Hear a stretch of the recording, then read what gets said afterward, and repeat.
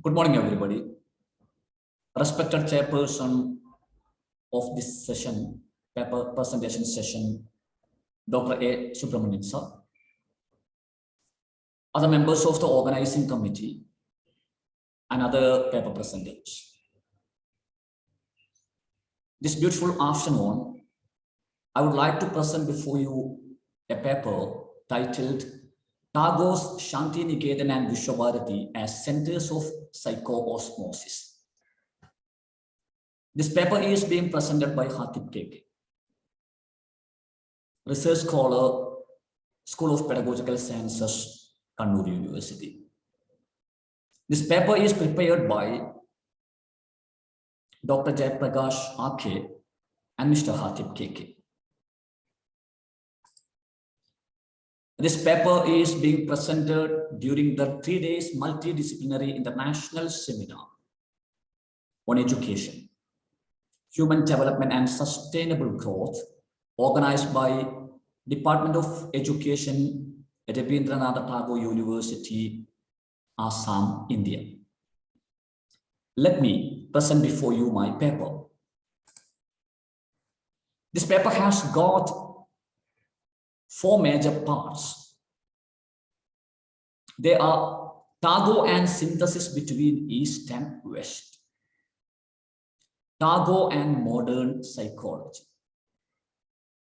The third part is what is psycho-osmosis.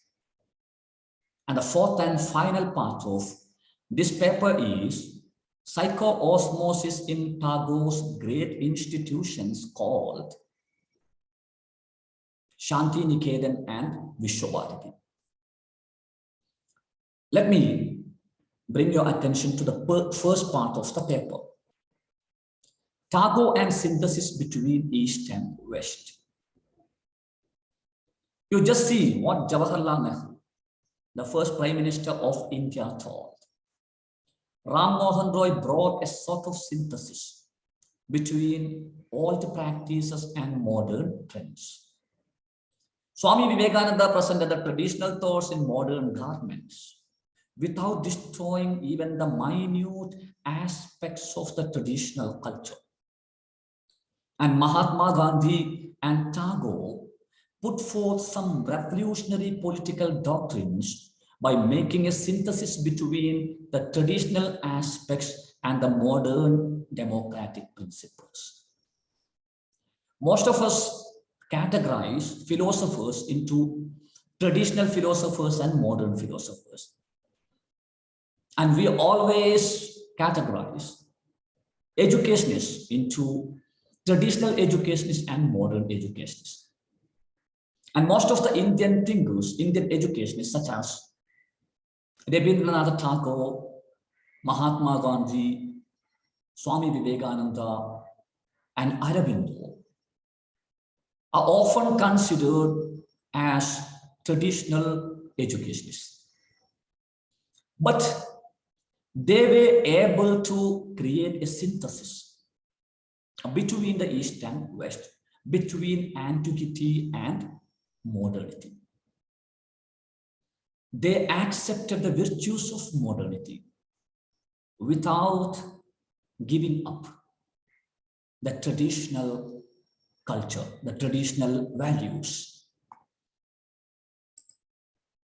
How did Tagore create this synthesis? Though he was an ardent follower of idealism and Vedic philosophy, in the case of ideology and values, he accepted the methodologies and concept of freedom from naturalism. He accepted the concept of education for better life from pragmatism. He accepted the concept of modern democratic principles in his educational institutions. And he always gave due regard to modern psychology. See, he was an ardent follower of Vedic philosophy. He was an ardent follower of Buddhist philosophy as well. And at the same time, he was ready to accept the methodologies and concept of freedom from naturalism. If you look at his educational institutions, you can see that the methods were child-centered. And he was the promoter of complete freedom for students. According to Tagore, you have to give complete freedom to your students, then only they can have natural and all-round development. And he accepted the concept of education for better life from pragmatism. Pragmatism promotes utilitarian principles, utilitarian education. Tagore and Mahatma Gandhi considered self-realization as the ultimate aim of education. And they were promoting the traditional values. But at the same time, they accepted the concept of better life from pragmatism. They believed that one of the immediate aims of education should be enabling the students to stand their own feet. So they accepted this one. And he accepted the concept of modern democratic principles in his educational institutions. He felt that there should be equal importance to teachers and students. There should be some sharing, giving and taking, a style of teaching, learning process in the educational institutions. And he always gave due regard to modern psychology. And you will be wondered to see some psychological elements in his thoughts. Tagore kept a wonderful piece of psychological approach towards life and education. Just look at this instance from his homecoming. Here is an example from his famous work called Homecoming, or short story called Homecoming. There's a very beautiful sentence. There's a very beautiful paragraph which depict adolescence, features of adolescence in an amazing manner. I always felt that this paragraph can convey the features of adolescence more than some other theories and principles on adolescence can do. In this world of human affairs, there is no worse nuisance than a boy at the age of 14. He is neither ornamental nor useful. It's impossible to shower affection on him as on a little boy, and he is always getting in the way. If he talks with a childish lisp, he is called a baby. And if he answers in a grown-up way, he is called impertinent. There is an identity crisis during this stage of life. The boy or the adolescents do not know whether they are boys, children, or whether they are grown-up people. Because it is the transitional stage from the childhood to the adulthood. And it is at this very age when in his heart of hearts, a young lad most craves for recognition and love. And he becomes the devoted slave of anyone who shows him consideration. Because he needs recognition. If he is not able to be recognized inside the classroom by learning well, he will try to get the recognition by doing something else. So teachers should give recognition, and this recognition was given to each and every student in Tagore's educational institutions. So he accepted modern psychology in his educational institutions. And psycho-osmosis is one of the latest trends in modern psychology. He also accepted this one in his educational institution. Before talking about that, we should know what psycho-osmosis is. Psycho-osmosis is a modern psychological concept that tells that learning and personality development can occur through some intuition. Yes, you can learn something from some unknown world. You can improve your personality by getting some influence from some unknown world through some intuition. For example, if you try to get the answer of a question by thinking and thinking for hours and hours, and if you fail to find the answer at that time, at times you will be getting the answer of that question when you wake up from your sleep after this great effort from some unknown world. It may be because of some past experiences which are there in your unconscious mind. And psycho-osmosis also tells that the internal energy and charismatic personality of the teacher can influence the learning and personality development of students. It's a wonderful concept. If the teacher has got some charismatic personality, if the teacher has got some innocence in his heart, if the teacher has got some dynamic personality, and if he teaches with this charismatic personality, with this dynamic body language, with great desire in his heart to make his students great people, his personality and effort will be inspiring the students through some internal energy. When a teacher teaches with a dynamic personality, with a dynamic body language, even the very poor student of the classroom may get the idea of what the teacher has taught, though not during the class, but when he or she sits alone at the playground or at the canteen or at the library. This happens through a connection between heart and heart.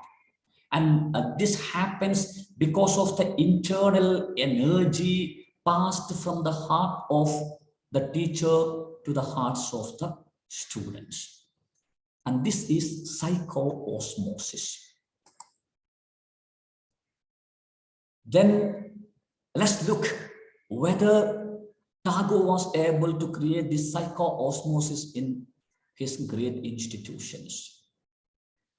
Tagore was really a positive energy provider for all the inmates of Santiniketan and Viswabharatias University.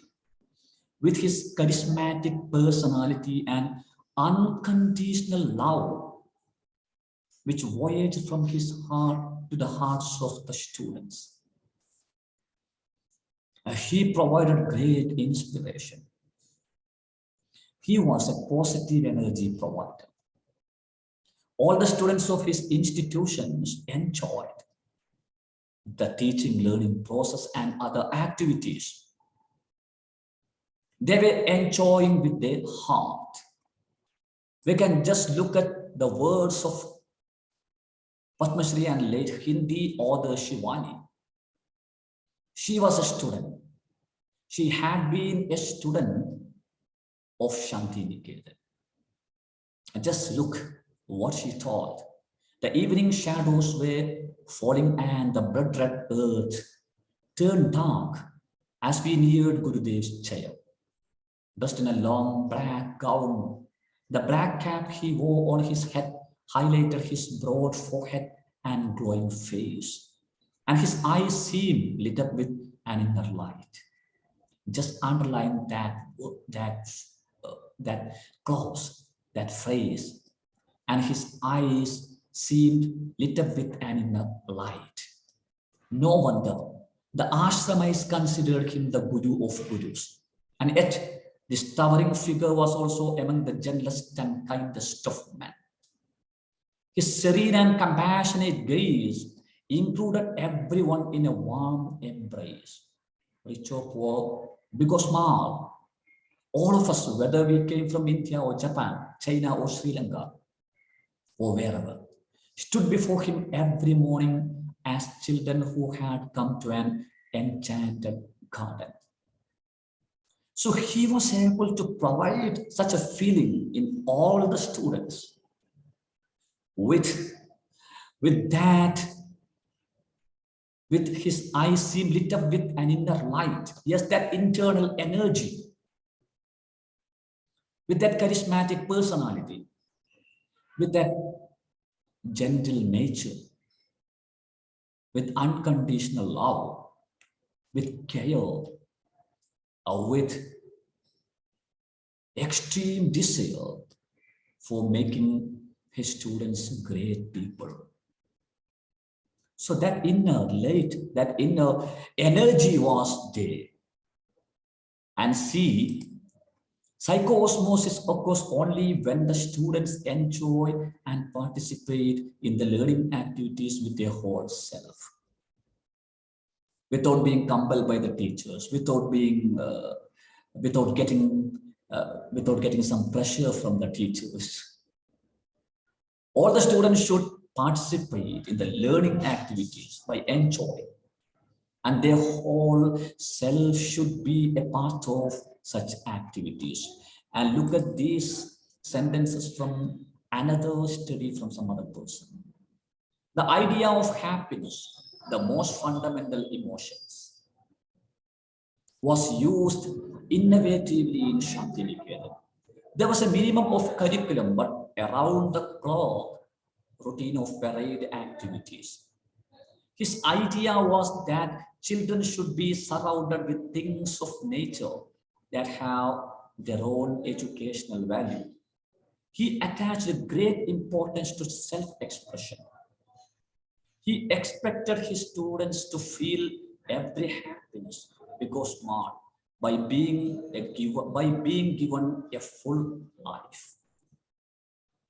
So that inner energy, that gentle nature, that unconditional love, that readiness to give happiness, provide happiness to students, all these things were capable of creating some great people in the future. So it was the type of psycho-osmosis in Tagore's great institutions. And I may conclude this paper. Teaching learning process becomes effective and successful only when there is a sort of psycho-osmosis. The ability of the teacher to influence the hearts of the students with dynamic personality and unconditional love and affection. The smile, the pleasant face of the teachers. Then you may ask me whether all the teachers, you may just tell me, nowadays all the teachers keep some smile on their faces. But the smile kept by most of the modern teachers on their faces is something artificial. They smile by getting some tips from some personality development experts. This smile should emerge from the heart, and it should be traveled towards the heart of the students. that connection between the hearts and hearts will be creating the effect of psycho-osmosis. And that is what was told by Aurobindo in his concept of heart education. And if modern educational institutions or systems are ready to accept this type of psycho-osmosis, along with the modern methodologies and strategies, educated ones all over the world will become more enthusiastic and charismatic instead of becoming some mechanical people. Thank you. Thank you very much.